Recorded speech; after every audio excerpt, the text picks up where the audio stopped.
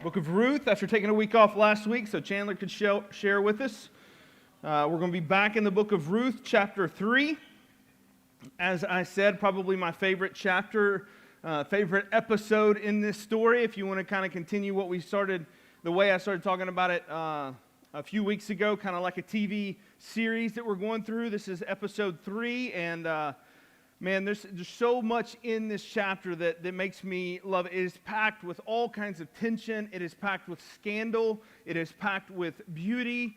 And it's also packed with a lot of super questionable moments that kind of make you, at least make me, whenever I read it, kind of scratch my head just a little bit and say, I don't know about that. I'm not sure that was the right way to go about that. And it kind of challenges a little bit of how we read Scripture and how we're supposed to look at the book of Ruth and how we're supposed to cover some of this stuff. So real quick, just a reset of where we're at here. Naomi and Ruth, two widowed women, mother-in-law, daughter-in-law, they've made it back to Naomi's hometown, Bethlehem, which is kind of your first foreshadowing of where we're going to go next week, but back to their hometown of Bethlehem. And once they're there, they have to make ends meet and they have to find some food. So Ruth has gone out to take advantage of what is basically the social welfare system for Israel at this time. She's gone out to glean the edges of the field. This was set up where widows or those that were just hard up for food, they would go around the edges of the fields of those that abided by the law that was set up, the Mosaic law that was set up, and they'd go around the edges of the field and they would take some of the extra grain that was left, kind of 5 or 10%, that the harvesters intentionally did not glean, did not take in, but left it out, and they would kind of leave some behind as they went throughout the fields. They didn't mind to pick up every little bit, but instead they would leave some behind. And so Ruth is going through and she's picking all that up. She's working hard on behalf of her mother-in-law, Naomi. She is doing right by her. She is doing the good thing. And what we said is that it just so happened that she picked the field of a man named Boaz. And Boaz shows up. He takes notice of this lady out in the field, Ruth. He's never seen her before. Immediately, he brings her in. He gives her a ton of grain to take home. He moves her to a safer, more productive position alongside his workers. He is everything that you want in a guy. He does everything that you want to do. It also just so happens that he's rich. It also just so happens that he's single. And she just so happened to show up in his field. And this is kind of where we left last week. Ruth shows back up at home with Naomi, no doubt worried to death of what Ruth has been exposed to out on her first day in the field. And she shows up with a 50-pound sack of barley and grain and says, I made it into this field of this guy named Boaz, and he took great care of me. And we kind of ended with a twinkle in Naomi's eye of, Boaz, I know that name Boaz. He is a kinsman, which means nothing to us. And we'll talk a little bit about what it means this week, and we'll talk a lot about what it means next week. And that's where we will pick up in chapter 3 here in just a minute. Before we get there, I want to ask you, I wonder, have you ever received some just plain bad advice? Where somebody has given you some advice, and you have taken it, and it has turned out absolutely terribly for you. Or you've said, you know what, I appreciate the thought, but I'm not going to go that route. And then you've watched whatever would have happened, the advice, the opposite of Alanis Morissette, instead of the good advice that you just can't take, and it would have figured. It's the bad advice that you avoid, and you just say, no, I'm not going to do that, and it turns out good thing that you didn't. I don't know if you've ever had that kind of thing, but I just finished reading a book that has a moment that has to rank up there in the history of really, really, really bad advice. It's a book called Endurance. I don't know if any of you guys have ever read this or if you've ever heard of this. It's about this guy named Shackleton. He's the captain in his voyage, and his goal was to travel to Antarctica, to reach Antarctica. Once he got there, about half of his party would leave their ship here, the Endurance, and they were going to go across Antarctica, cross over the South Pole, and be the first crew to ever do the transcontinental trek across Antarctica. That was the plan. That's how things were supposed to be set up. This book is incredible. I would encourage you to read it. It had me in tears at the end. But it's just this story of this expedition that, as you can imagine, let me also say, this happened in 1914. So these guys aren't wearing like North Face gear when they're down there, right? They've got all the old stuff, and the the trip to Antarctica wasn't even the bad advice. Like, that was just part of it. The idea here is that the ship was going to sail down to Argentina, and then from Buenos Aires in Argentina, it was going to the captain Shackleton was going to fill out the crew there in Argentina, and then they were going to head down. It's about 35 guys. They were going to head down to Antarctica, and what was going to happen is they were going to come to one part of Antarctica, drop off the team that was supposed to make the trek across Antarctica, and then the rest of the crew would stay on the boat, sail around Antarctica, and pick them up on the other side. So this is just like rafting whenever you do like the tubing down the river in the Smokies, but across Antarctica. You just go pick them up on the other side, right? That sounds like a terrible idea, but again, that's not even the worst of it. What happened is he got down there, and the bad advice came when Shackleton recruited some guys there in Argentina, and he picked up 2 men for the trip to go, but he didn't want to bring a third guy on the group. You can show the picture of this guy. This guy is Perce Blackborough is his name. He was 18 at the time, and Shackleton thought he was probably just a little bit too young to make a trek quite like this, because he didn't have quite the experience of these polar trips. But the bad advice came when 2 of the buddies that Shackleton had picked said, you know what, you really need work, you're in a bad spot. Tell you what, we're going to smuggle you onto our boat, and then in about 3 or 4 days, once we're so far from land that we can't actually turn back and bring you back home, we'll be like, surprise, we get an extra guy for the crew. So what do you think? And he's like, I'm in, let's go. I'm up for an adventure, I need some work. And so that's what he did. He stowed away in a locker for 3 days. He didn't move for 3 days, didn't eat, didn't drink, and stowed away in this locker. And then he popped out and was like, all right, I'm here. His buddies that helped him on the ship says, all right, come out. And you can imagine the captain is furious. They've only got rations for a certain amount of people. It's been carefully calculated how long the trip's going to take, how much food they have. The captain just tore into him, just let him have it, and then finished knowing that there's no way they could turn back at this point to bring him back, and said, just know stowaways are the first ones to get eaten if something bad happens. That was the final kind of, now get to work, you're part of the crew. That sounded like a joke, but it would actually become a pretty relevant thing, because what would follow is probably the most amazing story of survival in history. I know we don't have all of history's survival tales, and maybe there's some more out there, but I'm telling you, what these guys went through was incredible. The ship would very quickly get stuck in ice on their way to Antarctica. Who knew? Who thought ice would be there? They got down there, and what would happen? They would spend well over 400 days. It's like 470-something days stuck in the ice, floating on the ice in Antarctica. And you can imagine what life would be like down there, and the temperatures they would have, the blizzards they would face. They would go months on end with no sunshine because of the way that how that all works. There would be no sunshine there in the winter for months on end. And I don't want to spoil it for everyone, because I do think you should read the book, but I'll tell you this. It turns out it's 18 months that they are gone on this trek through some of just incredible things that they have to endure. And I don't want to tell you anything. Nobody gets eaten. So Blackborough makes it, so the bad advice isn't quite as bad as it could have been, but he doesn't come back home with all of his feet. I'll tell you that much, right? And I can only imagine somewhere in that 18 months, whenever it's like negative 40 degrees and the wind is howling, at some point he's got to be thinking about his 2 buddies that convinced him to go on this trek. Like, man, that was some bad advice those guys gave me. At some point, he's got to have a little bit of bitterness towards those guys, right? Like, I cannot believe those guys convinced me to do this. I could be in Argentina right now, like waiting tables, but instead I'm stuck in Antarctica on a floating ice eating seal brains, and that's where I am for like the next 18 months. Bad advice that he probably should not have taken.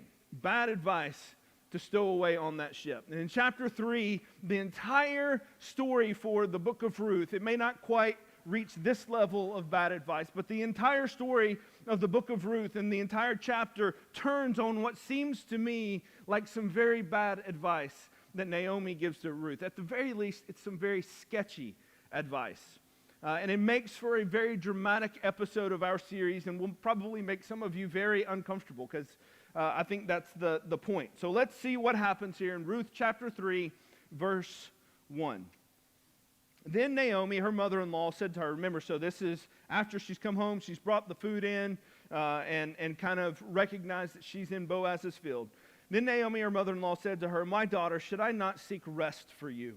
That word rest could also be more of an idea of like a home for you. Should I not seek rest for you, that it may be well with you? Is not Boaz our relative with whose young women you were? See, he is winnowing barley tonight at the threshing floor. All right, so there's a lot to break down there in just those first couple of verses. A lot that gets lost on us because we don't go to the threshing floor very often, and we're not out getting the barley. So we don't understand what all's going on here. So it says in verse 2 that they'll be winnowing barley down on the threshing floor. And what this means is a couple of things. One, it means we're at the end of harvest. We didn't read it, but the very last verse of chapter 2 says that that Ruth continued to go to Boaz's field and glean. So we've kind of fast forwarded a couple months in our story. She's kind of spent the summer out there doing all of the hard work. She's been out there sweating in a better place than she was to start with, but still doing the hard work of bringing in some of the food. And so we kind of fast forward a month, maybe 2 months in the story. She's been around. But as best we can tell, nothing more has advanced in the story past this. And this bothers Naomi. So they're at the end of harvest now. So this means a couple of different things. One, Naomi's kind of feeling pressed for time a little bit because the time in the field is coming to an end. Plus, their time to get food is coming to an end a little bit. This has been their source of food for several weeks, and now that's going away. And so there's a little bit of concern that comes along with that. But also, Naomi sees this as a chance. She sees this as a big chance. And so they would go to the threshing floor. And the threshing floor would be an area kind of outside of the farm, outside of town just a little bit. Not too far, because they don't want to have to haul the grain too far. But it would be a little bit of a ways away. And the whole purpose was they would take all of the harvest there, and then they would grind the grain, and then however it works, I'm not a farmer, but how it would work is as they would beat this out, they would throw the grain up in the air, and as they would throw the grain up in the air, the stuff they want to keep would fall down, but the stuff that they didn't want to keep, that would just be the extra stuff, the chaff would blow away, because they would be in a place where, on top of a hill likely, where the wind would blow stuff away. And so they would just get to the stuff they needed instead of all the extra stuff that they don't want. And this is how they bring all the harvest in. They get it all prepared so that they can have it for the winter. It's a big time in it's a big time in the world of the farmer, right? Because this is the culmination of all the hard work. This is where they're seeing all their hard work come to fruition. It was hard work, it was tiring work, but it was also a bit of a party. When they would go to the threshing floor, it's a bit of a celebration. Everything that they had done for the year had led up to this moment. And after this moment, they really have a time where they can kind of breathe a little bit and not have a ton of work on the farm. So this is a big celebration. It's also a place it's known to be a bit of drinking, a bit of partying. Oftentimes there were some other less than moral things that were happening because it was kind of out of the sight of town and out of the sight of others that were around. So this is a big moment. So Ruth and her time on Boaz's farm is probably about to come to an end. They're partying and they're celebrating there on the threshing floor. And Naomi, the mother-in-law, the classic mother-in-law, goes into full scheming mode here. She goes into a full scheme, and she is doing everything that she can to try to figure out what is our next step. Now, Naomi has made mention several different times of Boaz being a relative. And Naomi is referencing a long-standing law from the Mosaic law that is going to be kind of key to what it is that we're trying to do here. And I want to read it, even though it's a little bit long. I want to read it because it's going to influence everything that happens for the rest of this story. So this is Deuteronomy chapter 25. If you want to turn there, you can. It's Deuteronomy chapter 25. And here is the law that Naomi is referencing. She says, if brothers dwell together and one of them dies and has no son, the wife of the dead man shall not be married outside the family to a stranger. Her husband's brother shall go into her and take her as a wife and perform the duty of a husband's brother to her. And the first son whom she bears shall succeed to the name of the dead brother, that his name may not be blotted out of Israel. And if the man does not wish to take his brother's wife, then his brother's wife shall go up to the gate of the elders and say, my husband's brother refuses to perpetuate his brother's name in Israel. He will not perform the duty of a husband's brother to me. And then the elders of a city shall call him and speak to him, and if he persists, saying, I do not wish to take her, then his brother's wife shall go up to him in the presence of the elders, pull his sandal off his foot, and spit in his face. And she shall answer and say, so shall it be done to the man who does not build up his brother's house, and the name of his house shall be called in Israel, the house of him who had his sandal pulled off. So you don't want to be known as the house who had the sandal pulled off. That's bad news if you are in Israel. That means that you have not done your duty. Now, all that is like super weird to us. All that is like, what is going on here? But the whole point in this is they want to make sure that the family name continues. They want to make sure the family name continues, that there is an heir to inherit the property. So this is all about property rights, and this is all about family legacy. All stuff that's totally lost on us, but super important for a nation that's trying to basically create itself. Super important for a nation that's trying to establish itself and establish a line of people coming behind them. Very, very important moments. It's a big deal. It's all tied to honor. It's all tied to family wealth and making sure that that land stays within the family. It doesn't get lost, so that you don't wind up with 15 guys in Israel that own all the land of Israel. The whole idea is to keep it all spread out and even amongst the land. That was the whole point. But if you read at the very beginning, this is applied to a brother. This is directly applied to a brother. This has nothing to do directly with Boaz. But this law had been kind of in a weird way. In some ways it had been relaxed, and in other ways it had been kind of expanded. And so what had happened really at about this time in Israel is that it wasn't quite the same level of dishonor if you didn't do this. It wasn't quite as drastic as what it says in Deuteronomy 25. Not because anybody had said it shouldn't be, just because they didn't enforce it at the same level, right? But it had been expanded beyond the brother. And it had been expanded to incorporate other people within the family structure, that they could be a part of this and that they should be a part of this. Now, they weren't bound to the letter of the law, but the spirit of the law went out beyond just the brother. And so what Naomi is doing is she is banking that this law is going to be kind of their lifeboat. She's banking that if she kind of calls this law out and says, and kind of presents this to Boaz, then Boaz is going to bite. And so, as I said, we'll talk more about this a little bit this morning and a lot next week. But just know that what she's doing is calculated, but it's in no means a guaranteed thing that's going to happen, right? So it's a calculated risk she's taking, but it is absolutely a risk. And so before we get to how this plan goes, I want you to see a couple of different things. We'll see here in just a second how Naomi fully develops the scheme and what she wants Ruth to do. But before we do that, I want you to notice the difference between chapter 1 and chapter 3 with Naomi. In chapter 1, Naomi is in the midst of her grief, and she is moved into bitterness. Right? Do you remember? She says, don't call me Naomi, which means like sweetie pie. Call me Mara, which means bitter. She's in the midst of her bitterness. If you read in chapter 1 and the beginning of chapter 2, all of her comments are about herself and how bad off she is. Even whenever she suggests that Ruth and that Orpah go back to Moab, it's based on the kind of woe is me session of I have nothing to offer you, my life is terrible, you guys go away. Naomi's clear focus in the first 2 chapters is herself and how bad her circumstances are. Moving to chapter 3, her focus has changed. She says to Ruth in verse 1, should I not seek rest or not seek a home for you. She's seeing all of Ruth's hard work, and she knows that she needs to care for Ruth the way that Ruth has cared for her. Listen, this is what bitterness and pain can do to us, and it's totally understandable when this happens. So I'm not saying that it's wrong so much as it is something that we need to acknowledge and see. It can turn us in on ourselves and make us to where we can't see anything but pain and suffering and what we've lost.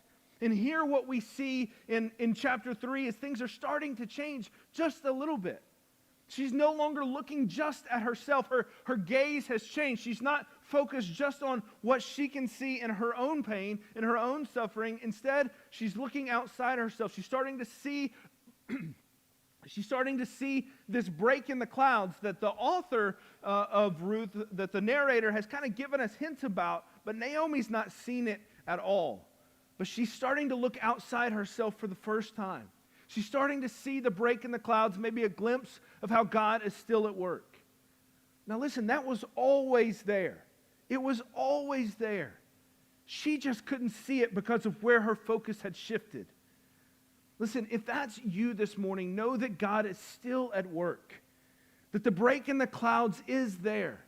You just have to keep looking and you just have to keep going.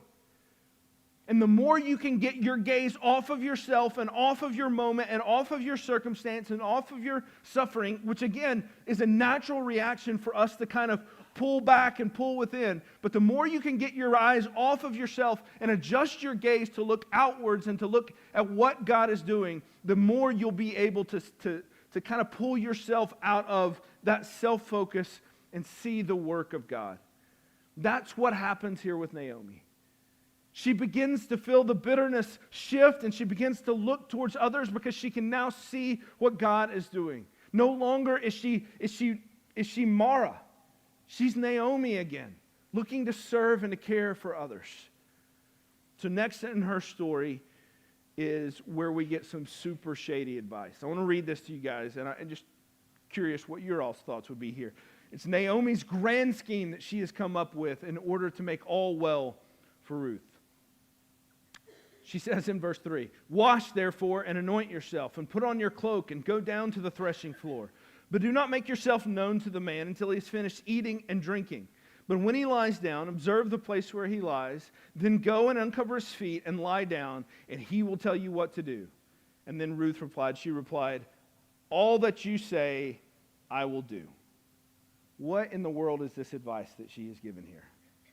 What in the world is this? I'm going to tell you right now, there is zero chance I'm going to give my daughter this advice that Naomi has just given to Ruth. This is not going to happen. It's as sketchy as can be. She wants Ruth, who Boaz has only seen all grimy and gross and sweaty out in the fields, to wash her hair, to find her best dress, to put on some perfume, and to sneak down to the threshing floor after the men have finished their work, eaten their fill, and had a little bit to drink. What makes this doubly sketchy is this is exactly what the prostitutes would do too. They would go down at this time after the partying was over, and they would seek out a man. They'd be seen hanging out around the threshing floor just the same. That is crazy advice. She's saying, I want you to go, and when he's asleep, lay down at his feet and just see what happens. He'll tell you what to do next. That is not good advice. It's just not. But this is the plan. Naomi wants Ruth to be careful. She's not there to get the attention of just any man. She wants the rich single man. That's the one that she wants to make sure that she gets the attention of. And he's the one that's kind of at the center of this scheme. He's the one that everything kind of revolves around. And so she wants her to take careful note of where he lays down and then go lay at his feet. Now, there's some debate about this phrase, uncover his feet, and exactly what that means, and is it a euphemism for something else? But the scholars kind of argue about it, but at minimum, what we can say is that she's kind of throwing herself at his feet and saying, I'm yours if you want me. That's basically the message that's being communicated. I'm available, and I'm seeking you out. That's at minimum what this message means whenever she goes and she does this. So the idea here is that she's not leaving anything to chance. she's going after Boaz. Either Boaz hasn't decided to act, or he's been too cautious to act, but either way, or he's just been too dense and he's not really seen oh, hey, I got an opportunity here. None of that.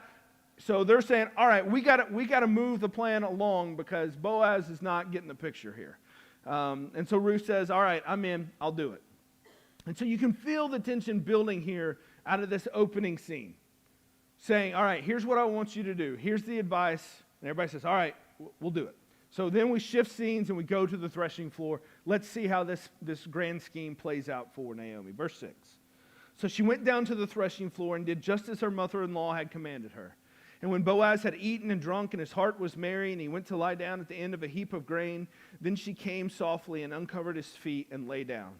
At midnight the man was startled and turned over, and behold, a woman lay at his feet. Yeah, that might scare you just a little bit. I think that's a funny line that's in there. He's asleep, laying on the grain. You can just imagine fully satisfied. A hard day's work is done. He's eaten his fill. All is well. He goes to sleep, and then he hears a noise and he wakes up. It's there's a girl. That's different for him, right? He's not used to that. That's a different kind of a thing.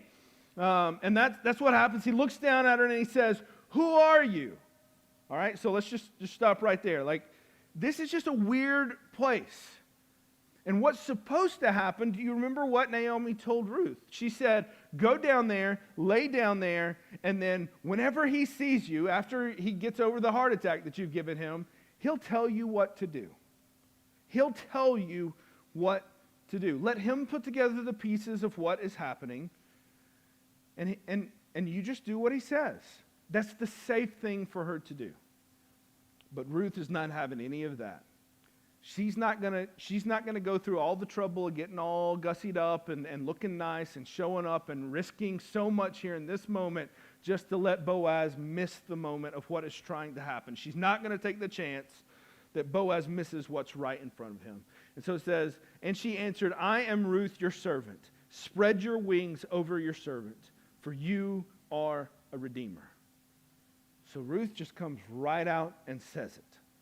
First date, and she's already talking about marriage. She just comes out and says, it's not even a date. She just shows up and says, hey, you're going to marry me. How about that?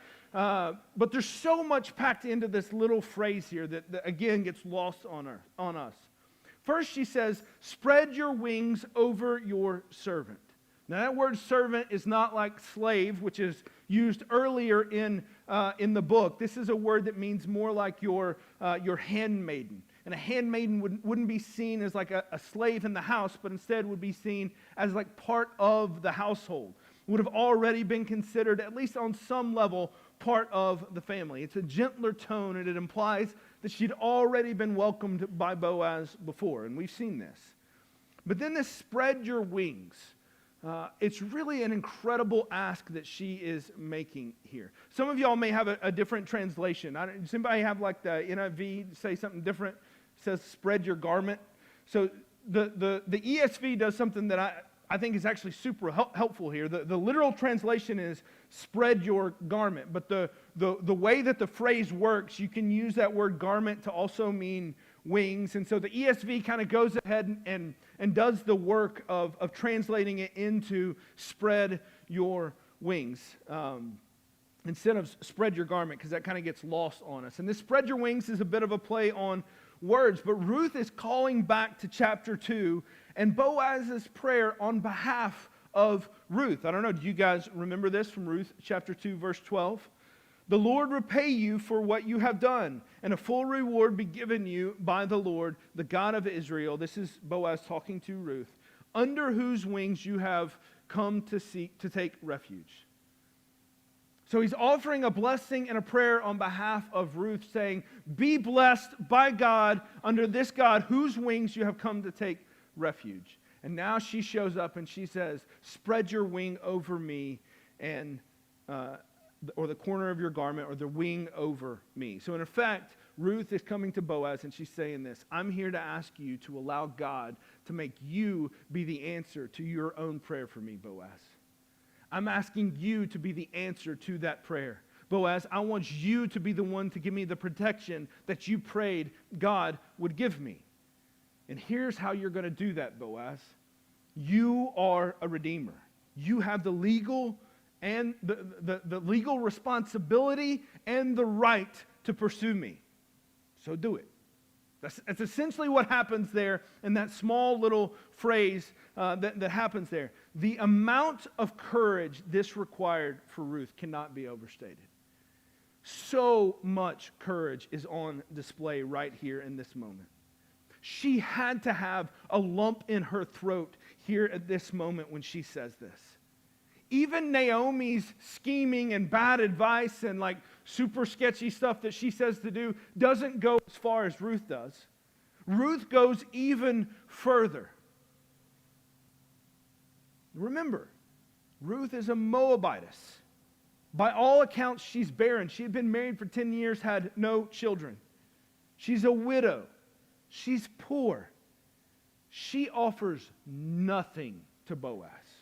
Nothing to him. If anything, Boaz stands to lose much, because if he were to marry her now, then there could be some claims against his land after he died. His inheritance can get divvied up in some different ways. It's a little complicated. Again, we'll get through that next week with some of the nuts and bolts there. But for now, know this. Boaz has every advantage over Ruth. Every advantage. In society, in power, in money, in respectability, all of it. He has every advantage over Ruth. Rich, single, he's on the threshing floor, and she comes and she's presented herself to him. And make no mistake about it, this could have gone very bad for Ruth. She could have been spotted by another man and taken by another man before she got there. Or whenever she presents herself to Boaz, Boaz could have done anything he wanted to at that point. He could have done anything that he wanted. There's nothing that prevents him from having his way with her right there and then sending her back out into the night. No one would have believed her or listened to her, and even if she had said anything, no one would care. Because she had zero standing in that society. None. She's a woman, a Moabite, a widow. She's poor. She's no good for anyone. I'm telling you, it took incredible courage for her to do this, because it could have gone so poorly for her. But she was banking on two things. She was banking on the faithfulness of God and the goodness of Boaz. She was banking on the faithfulness of God and the goodness of Boaz. If either of those two things had failed her in that moment, she would be without hope and in great danger. She bet everything on these two truths. And I told you all the end of the book of Judges. I'm going to keep referring back to reminding you this is happening in the midst of the Judges. And I'm convinced the book of Judges ends the way that it does. Remember the stories I told you I wasn't even going to read because they were so graphic and so terrible? I'm convinced that it ends that darkly and ends in that way in order to show how amazing what happens next is. So let's see how this gamble plays out here in verse 10. Boaz looks at her and he says, "May you be blessed by the Lord," that's capital L-O-R-D. "May you be blessed by Yahweh, my daughter. You have made this last kindness greater than the first, and that you have not gone after young men, whether poor or rich. And now, my daughter, do not fear. I will do for you all that you ask, for all my fellow townsmen know that you are a worthy woman." So Ruth has made her bet. She's bet the house. She's come up all sevens. She nailed it. She wins the jackpot here. She's beat the house. Boaz is astounded by what Ruth is doing. She's already known by her character and her kindness for staying with Naomi and not abandoning Naomi. Now she has furthered that even more by seeking a redeemer for Elimelech's family. And let's be clear, there's all kinds of like love and romance that we want this to be about, and I think that some of that is there, but I'll be honest, we have to read that in there. It doesn't say any of that.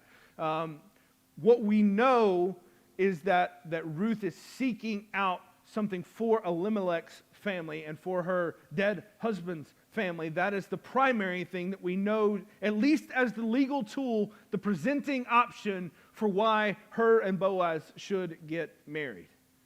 Now, I like to think that they were, he was a good-looking guy, she was a good-looking gal, and they were in love. I like to think all that, but we have to read all that in there. It's not in there.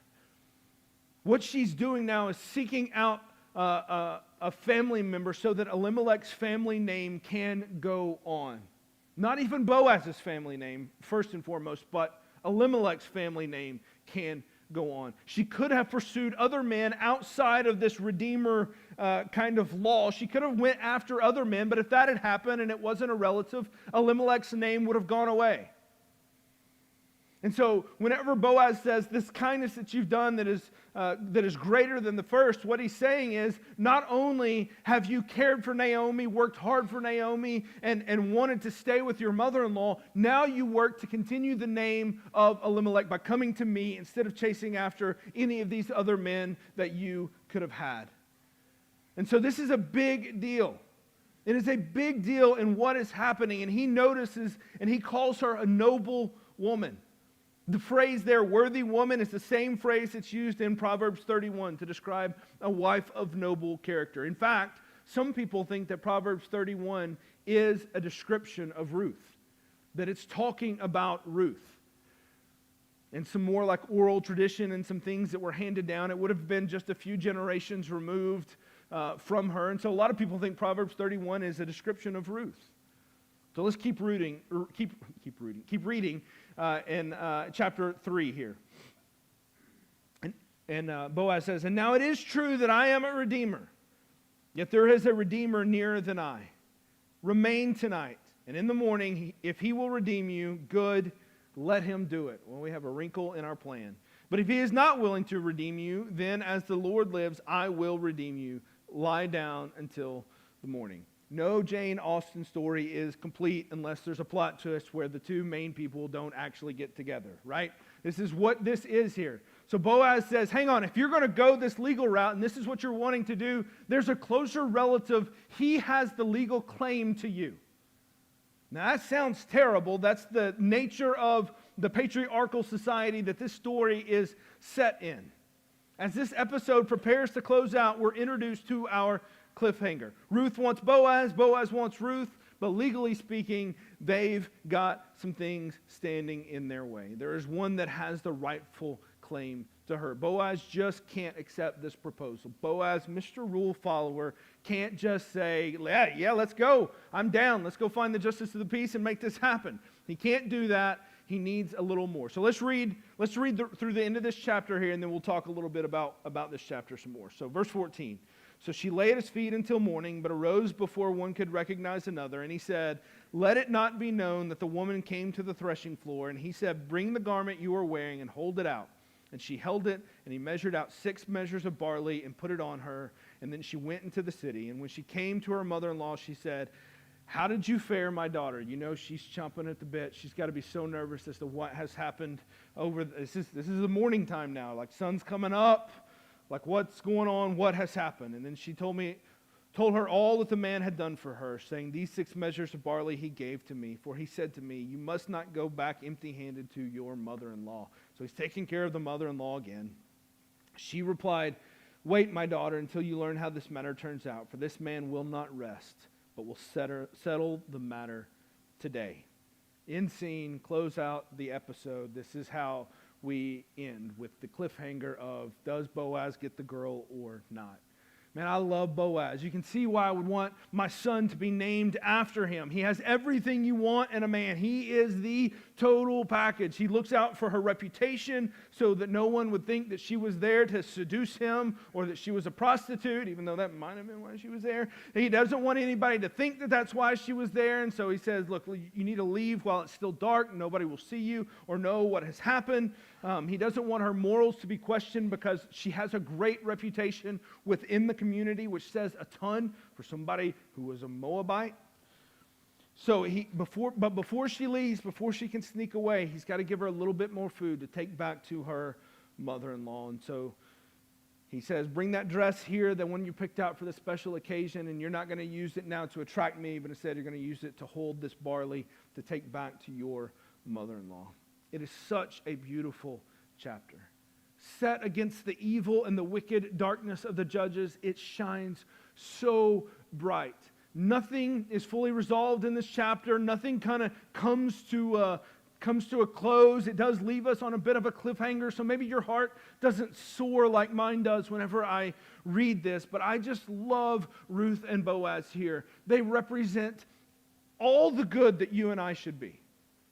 It's not often that we get to say that about people in the Bible. Most of the time, people in the Bible were like, oh yeah, he does all these good things, but he's also a really bad dude, right? We just did this with Judges, right? Everything that we saw in the Judges, every time we'd be like, oh yeah, but then there was this. Oh yeah, but then there was this. Oh yeah, but this guy was this way. Like, there's always these kind of caveats where it's like, nah, well, you don't exactly want to be like this guy, but not Ruth and Boaz. Ruth and Boaz are the kind of people that we are called to be as Christians. At every turn in the story, we'll start here with Boaz. At every turn in the story, Boaz has an opportunity to use Ruth for his own good and for his own purposes. He could have kicked her out of the fields in chapter 2, but instead he sends her home with a dog food sack of barley, like 50 pounds of food, and he gives her a place in the field where she could maximize her time there and the food that she would get. He honors her at every turn. First for her commitment to Naomi, and then for her hard work. He prays a blessing over her. He doesn't know that chapter away, just a few weeks, he's going to be asked to be the one that brings that blessing to her. But he prays a blessing over her. He honors her. He takes care of her. He protects her. Then in chapter 3, not only does he have the opportunity to take advantage of her, Naomi's scheme has basically given him that option, like very clearly said, this is an option for you, Boaz. And nobody would have thought a thing if he had. But instead, he again uses the opportunity to protect her and to provide for her and to care for her. What could have been all about him, he turned every time to see how he could serve her. What could have been all for him, he turned it to see how he could serve her. Men, this is how you do it. This is it. In Ephesians 5, Paul says, husband, love your wives as Christ loved the church and gave himself up for her. This is what Boaz is doing. He is giving himself up for her. He's giving up his rights and his position over to Ruth in order to serve her and to care for her. Men, this is the model. This is how you do it. You don't seek to gain from your wife, your potential wife, women in general. You don't seek to use them for yourself, for your own pleasure, for your own gain, for your own position, and for your own power. You use your position, you use your power, you use whatever it is that you have that God has given you in order to serve and care for them. This is what it is meant to do. This is what Christ has done for us. He used his position, his power, who he was, not in order to come and reign as a conquering king, but instead to come and die as a suffering servant. Men, this is the way. This is the model. This is what we do. It's not only this, when he's presented with the option to pursue and redeem her, he would have had every right to run. To turn around and run the other way. Hey, this is not even our first date. We're already talking marriage. No thanks, not interested. You've got to be a little bit crazy. I'm not going to do that. He had every reason to do that and to dismiss her. Like I said, she brought almost nothing to the table for him. At a time when marriages were far more about business arrangements than about who's in love with who, and about how much a wife can bring to a family, Ruth offered very little. But Boaz doesn't run from her. But he agrees that he will do what it takes to pursue her. It's just beautiful. And then Ruth. At every moment of the story, she could have given up. She probably should have given up. She should have ran away. She should have shrunk back. She should have just quit. She had more than enough excuses for it. Not only does she have excuses for it, at one point she has her mother-in-law saying, just do it, just go. I offer you nothing. Just go away. But she refuses to play the victim. She refuses to go back to her old gods. Instead, she pursues Yahweh. She pursues Yahweh, and somehow, and I'm not even sure exactly how this would have happened because it's not like she had Sunday school to go to. Somehow, she knows the laws and knows how to call out the laws even better than half of Israel, apparently, at least based on the book of Judges. She learns what it means to worship Yahweh and what it means to follow His laws. She learned enough to kind of meld two different laws here. Again, we'll see that next week. But she brings these laws together, and then she comes to Boaz and says, Boaz, I want you to do this. I'm going to hold you to this standard that I've read about. You are a faithful Jew, right? This is what you do. She says, I'm going to be faithful to Yahweh. I'm calling you, Boaz, too, to be faithful. And she does it all at tremendous risk to herself. And her risk-taking and Yahweh trusting have given her an agency and a voice in a society where her voice would not only have been not expected, but not welcome. But because she trusts in God and because she has this tremendous courage, she has a voice and she has agency. And it's against that backdrop of that patriarchal society that we have Ruth coming in here and doing this. A woman's story of trusting God and risking everything. And it's this woman's story that teaches our hearts today. This is the book of Ruth. And what is it that brings about this fierceness and this courage that Ruth has? It's not because she has this disposition. It's because she has a faith in God that it seems even the Jews have lost. But not this Moabitess. She has a faith in Yahweh. And she's all in with this Yahweh. Your people will be my people, and your God will be my God. Those are not just empty words that she utters to her mother-in-law. She's banking her life that it's true. And she's banking her life that Yahweh will come through for her. She's all in with him, and she is going to stand or fall with this Yahweh. Her faithfulness shines against the faithlessness of the judges.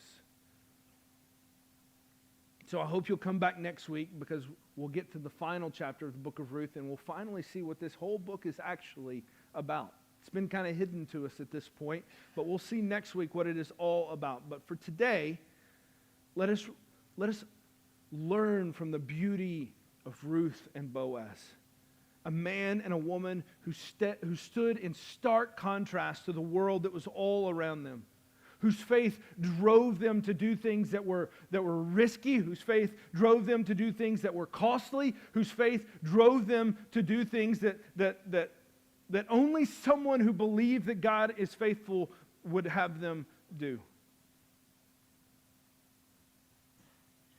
And their faith drove them to a beauty and a kindness that we as Christians should embody with our lives today. And so my question for you this morning, is, do you bring the confidence of Ruth and the kindness of Boaz wherever you go? Do you bring that with you into your conversations with people? Do you bring that with you when you show up at church? Do you bring that with you whenever you talk with your spouse? Men, do you bring the kindness of Boaz to your relationship? Women, do you bring the confidence of Ruth into your marriage? This is not like a condemnation type of thing saying, well, all right, you need to get better at this. This is simply a recognition that this is what faith produces. It produces a beauty and a kindness that is unmatched in this world. And this is what Ruth and Boaz teach us. And next week we'll see why Ruth and Boaz can teach it this way. It all comes back to Jesus. But for today, I just want to ask you that question. Do you bring that kind of kindness and beauty wherever you go? And if not, then my question would be, where is it that you have lost that part of your faith? Because that is part of our faith. That's part of what makes me so sick whenever I watch so much on my news feed and I see so many people hung up on the culture wars.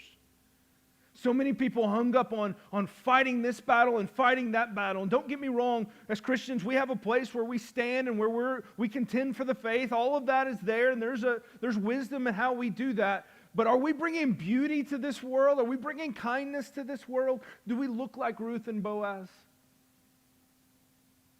Or I wonder, do we look more like one of the judges? So that's my challenge to you this morning. Did you see the way that they live and the way that they care and the way that they show kindness and the way that they have confidence and the way that they exercise their faith? And that you would do the same. Let's pray. Father, this morning we celebrate the beauty that we see before us. We don't dismiss it. We don't just run right by it. We don't get caught up in some love story as though that is the primary thing to emulate, but instead we see the faith of a woman who shouldn't believe in you at all. And we see the kindness of a man who had every right to not show kindness, but instead take it just for himself. Father, I pray that you would teach us how to live like that. How to be people like that. How to be husbands and wives like that. How to be friends like that. How to be fathers. How to be mothers. How to be a people in this world, in this culture that live like that. All rooted in our faith in you. It's in Christ's name we pray. Amen.